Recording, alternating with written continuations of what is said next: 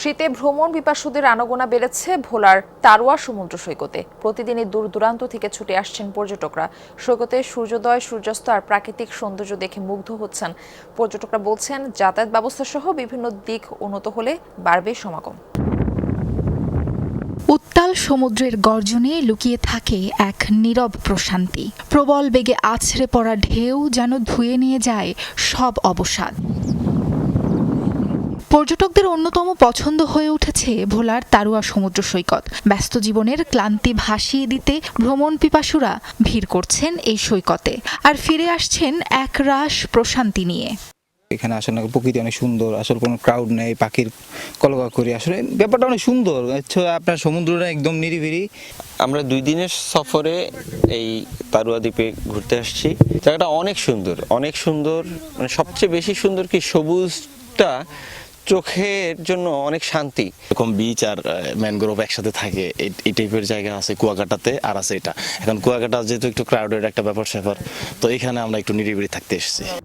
চরফ্যাশন উপজেলার বঙ্গোপসাগরের মোহনায় গড়ে ওঠা তারোয়া সমুদ্র সৈকতে একই সাথে দেখা মিলবে ম্যানগ্রোভ বন, ঝাউবন, লাল কাঁকড়ার বিচরণের সাথে সূর্যোদয় আর সূর্যাস্ত। যে কোনো পর্যটককে মুগ্ধ করতে যা যথেষ্ট।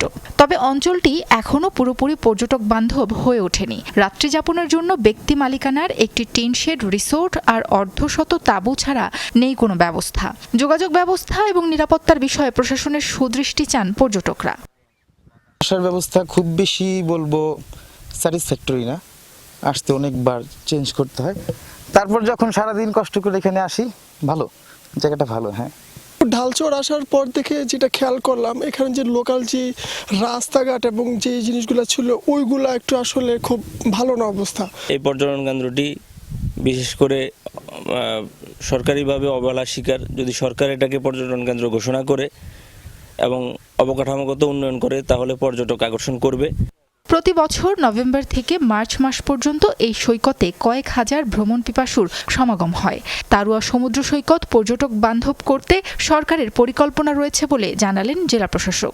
সম্ভাবনাময় যে সেক্টরগুলি আছে বা যে জায়গাগুলি আছে, সেগুলা ইতিমধ্যেই কিছু চিহ্নিত হয়েছে। এর মধ্যে যেগুলি চিহ্নিত হয়নি, সেগুলো আমরা চিহ্নিত করে সেখানে পর্যটনের প্রসার ঘটানোর জন্য আমরা উদ্যোগ গ্রহণ করব। ভোলার চরফ্যাশনের তারোয়া সমুদ্র সৈকতে যাওয়ার জন্য প্রতিদিন একটি লঞ্চ ও একটি স্পিড বোট যাতায়াত করে। সাবরিনা লিজা, যমুনা নিউজ।